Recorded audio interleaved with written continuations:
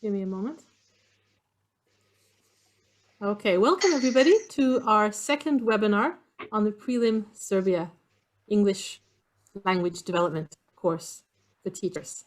Tonight we have Liz to talk to us about an aspect of British culture. Liz, can I hand over to you? Yes, of course. Thank you, Christina. Hi. Well, as you can see in my little screen, my first name is Lisbeth. Just to say to you, please call me Liz. Only my mum and my primary school teachers call me Lisbeth, and I feel like I'm being told off when people use it. So call me Liz. Well, last week, in the second part of the webinar, you remember I talked to you a bit about the way our culture affects our language. Remember, we looked at terms like gazumping, white van man, hello darling, war, that one, and cakeism. Boris Johnson and his wanting his cake and wanting to have his cake and eat it.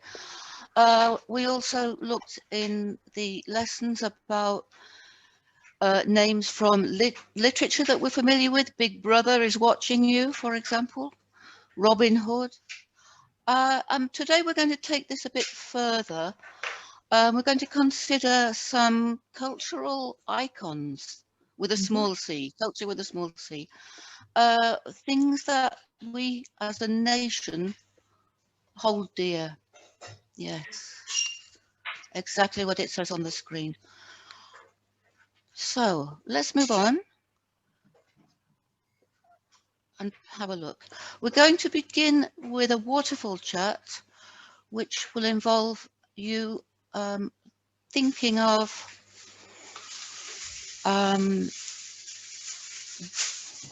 what you talk about. Oh, sorry, an initial question. This is just an activity. Name a country beginning with C, but don't type it in yet. But also think about when you're talking to your workmates in the break times and you're not talking about teaching, what might you be talking about? What might have you been seeing, hearing, doing? Okay, so could you type that into the chat box? So do we write first the country or yes, what? The country and what you talk about. I'll explain the mystery behind it in a minute. Okay, people have started to type in. In the chat, I see Cambodia, China, Cuba, Colombia. That's interesting. Canada. Yeah. Croatia. Yes, I was waiting for that one.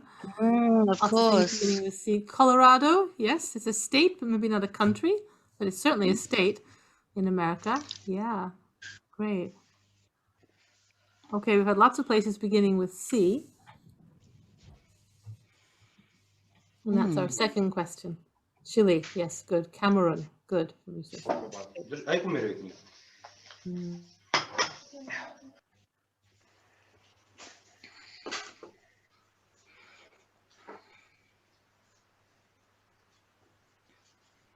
what about in Serbia? What do you guys talk about when you're in the staff room?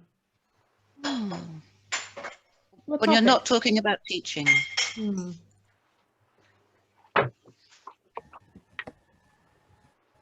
Okay. Everyday lives, interests, families is coming up. You have a lot of fun. I hope so. You have a nice staff room. The weather, that's like us Brits. We talk about the weather all the time. Yes, random topics, yes. Just to get some downtime. Yeah, sharing recipes comes up a lot. Yeah. Sadly, Yusuf, yes, sadly. Yeah. Traveled before March 2020.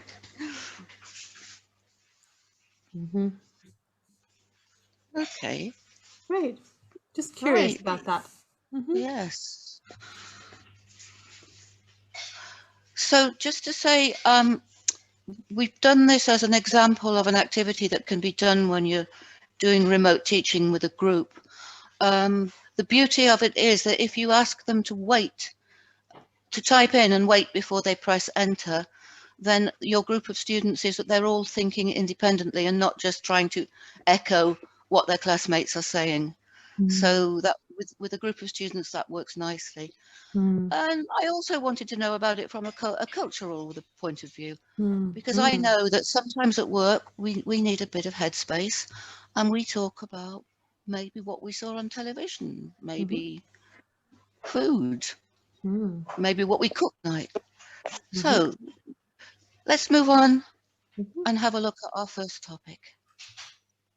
Okay, now I have to ask you this.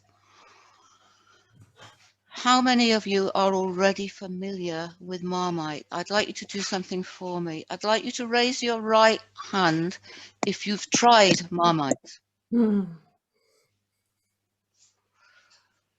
If you can possibly put your camera on for a moment, that would be great. And now, big question. Can you raise your left hand if you liked it?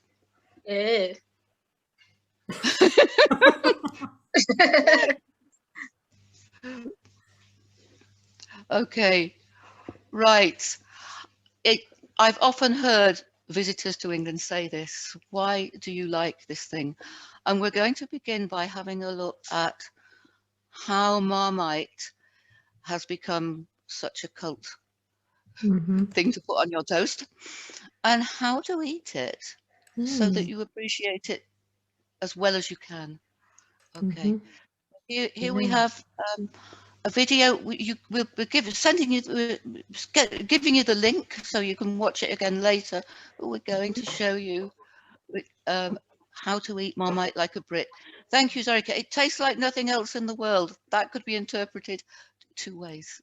Yeah, let's see. Okay. Now, I hope I've got this done correctly. Let's see. For every person in the world.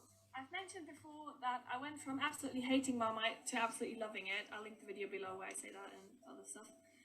And I have seen so many food challenge videos or so many like taste test videos on the internet where people try Marmite, but they do it completely wrong. What I see people do is they actually open the Marmite and they take a spoon, and like a big spoon, and they'll put it in their mouth and then be like, oh, this is disgusting. And my friends, that is really not how you should try Marmite. If you've never had Marmite, I'll now show you how you should eat Marmite. And it's not a guarantee that you like it, but it's 100% more likely that you'll like it than as if you tried it with a spoon. Never do that. If you don't know what Marmite is, it's yeast extract. It's very, very, very strong. 100% vegan, by the way, and it contains B12, so it's very good to eat if you're vegan. And I just love it. It's one of those things that it's very strange, but once you have a taste for it, you can start craving it a lot. So to make Interesting. What did you want to tell us about this little extract, Liz?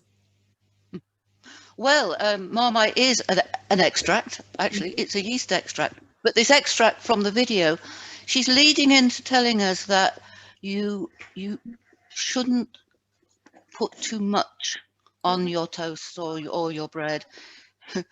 It'll burn your mouth. But also that if you use a lot of butter on your toast to give a creamy, bland flavour to the toast, it offsets the strength of taste of the Marmite.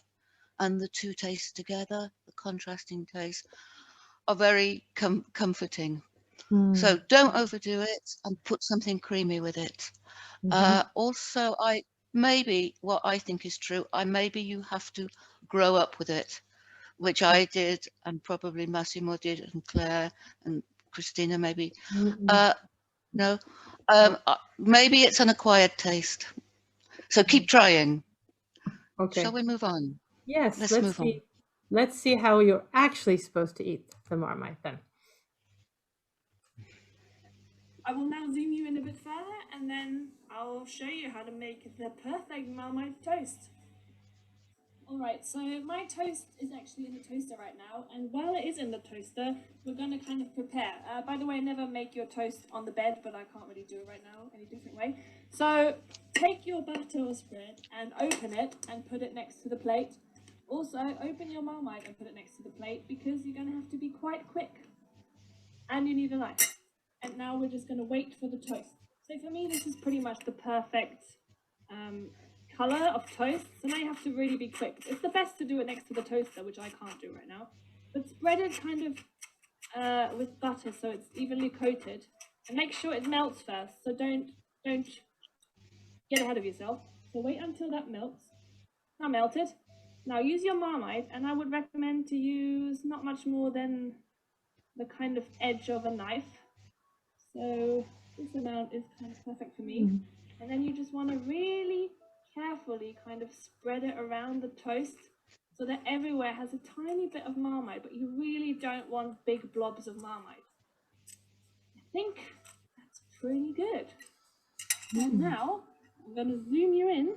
This, my friends, is a perfect Marmite toast. I have to admit, I'm not completely convinced, but I might try it. I would have to go out and buy the Marmite first. I don't know what I would do with the Marmite if I don't like the Marmite toast. Oh, Liz, you're going to have to give us some advice about this. May I say my thanks to, I don't know how to pronounce your name properly, Zorika? I don't know. The lady who said it, is she the only one who loves it? Thank you. And also to Claire, who's been promoting Marmite since she was a kid. Lovely. So I'm the weird person, the person who's with a British passport who doesn't like Marmite in this. Well, I would say keep trying. Yes, I'll think about it. Have we got time to show them the commercial about Marmite? Oh, yes, absolutely. Why not? Let's do that. I think that's a very good idea. Let's move on to that. Yes, this is a television commercial about Marmite. You get it. Yes, it's a group. In West London. Neighbours in there a little bit tested. We've had a couple of reports of neglect at this address. What we're going to do is have a little look around your cupboard. Stuck right at the back. Who knows how long that's been in here. The team's only option is to remove the stricken jar. Get him back, clean him up. Soon, a more delicate case is called in. Wonder if I could come in and have a little chat. I think you might know what it's about. Yeah. As the team have come to learn, offenders can be from all walks of life. Promise you will go to a good home. I'm sorry. Across town, Lucy is dealing with a very different call. I don't know why you're here, to be honest with you. It doesn't take long before new recruit Callum Howe finds another jar in a shocking state. Oh no. What's the matter? Baby one. Okay, don't panic. It's not been used in months. Alright. Lid's stuck. Right, gently. I can change. For those new to the job, such scenes of neglect can be traumatic. Little jar. I've not seen one that small before. After an emotional day, the team drop off the rescued jars at the rehoming centre, Really love this one. where a proud family welcomes their new addition. Love it, hate it, just don't forget it.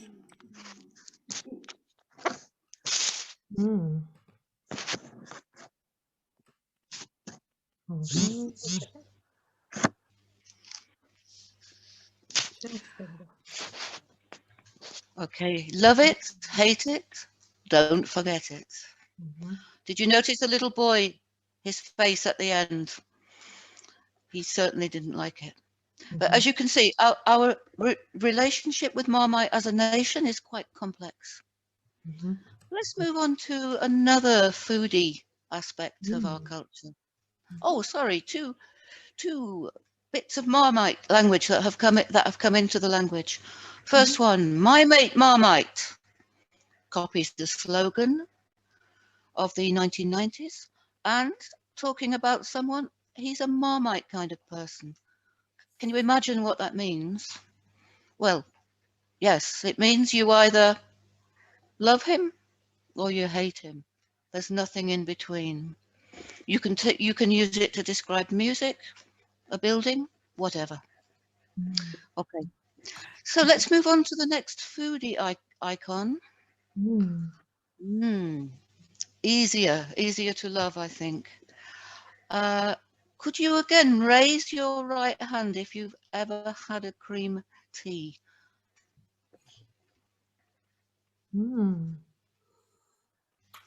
Lots of people, me too.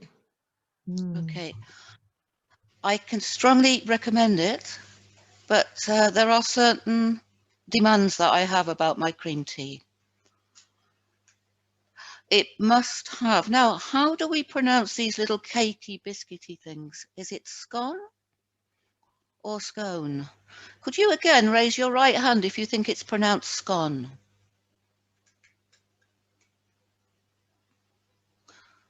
Scone, raise your left hand. The correct answer is, both are correct. Yeah. Do not lie awake at night thinking, is it scone or scone? Don't lose sleep. Correct pronunciation, but they must be freshly made. With served with homemade jam, with clotted cream, that's that thick cream, and served with a pot of tea, leaf tea, please, not tea bags. And that is your perfect cream tea. And I think everybody loves it. But when and where do we have cream teas? Let's think about that. Oh, read this for yourself. Oh, good. I'm pleased you love scones. So do I. Too much. Oh, yes. My parents love dripping. Okay. Yeah. So yeah, holiday time, summertime, special occasions. Not necessarily 5 o'clock, but best of all, outside in the summer. And many tea rooms have beautiful gardens too. Ah, okay. I'm pleased. Something new. Okay. So I would definitely recommend a cream tea. Oh, okay. But we've looked at food, and I'd like us now to think about culinary icons of your country or region, and agree in your breakout groups on a top 3 to teach a foreigner. Okay, and then as your instructions say, if one person from each breakout room could share their group's idea on Padlet. Okay, 5 minutes for this, Christina?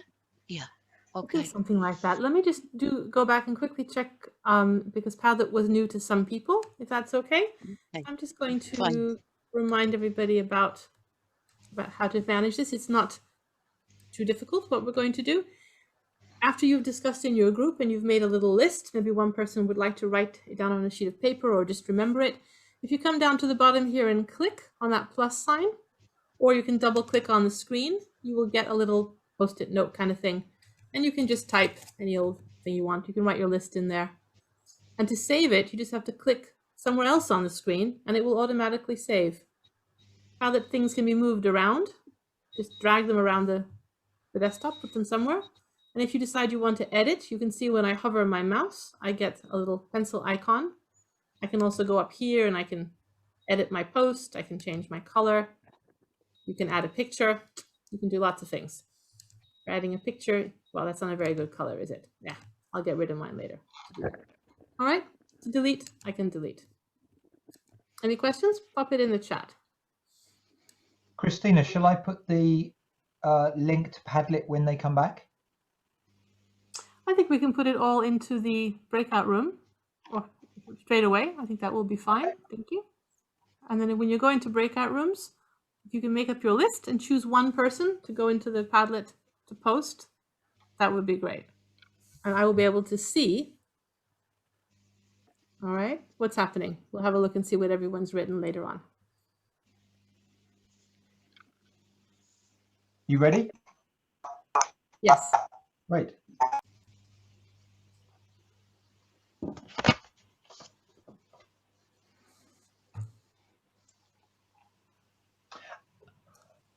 So welcome back, everybody. I'm just having a look at the list of things. Oh. How did you get on with Padlet? You're welcome to put any message in the chat. Yeah, I had a bit of a problem. I couldn't really type out anything. I pressed on the little plus icon and nothing. So we got it. Ivor, Sarma, Trgenica. Yeah, that's us. Great. Yes, yes. I just wanted to ask, is it Milika? Is that your name? Milica. Okay. Milika. Are you on a tablet, a phone, or a laptop? Laptop.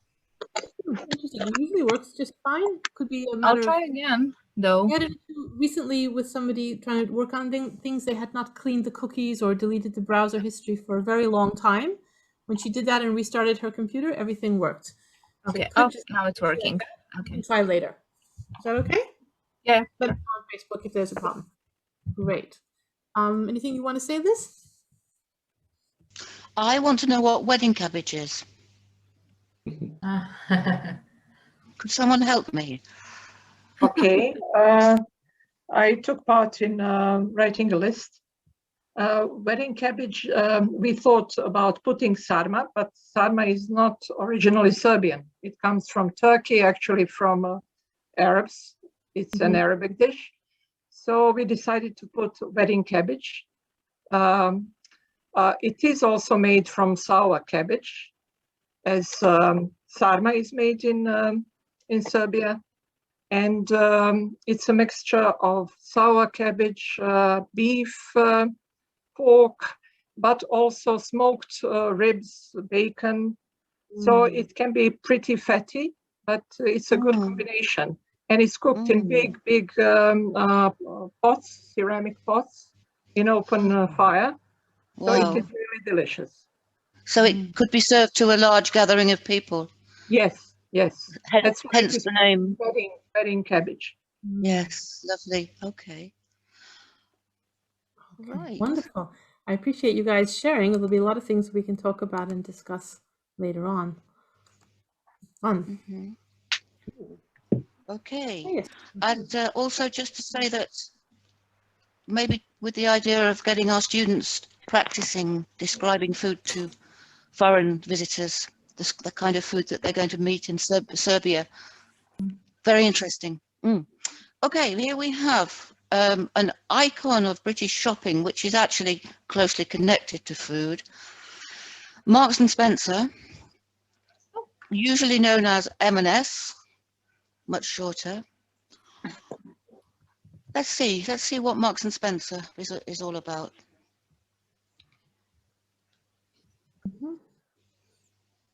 Okay, so what do you know about M&S? I can tell you it's the classic place where Middle England shops.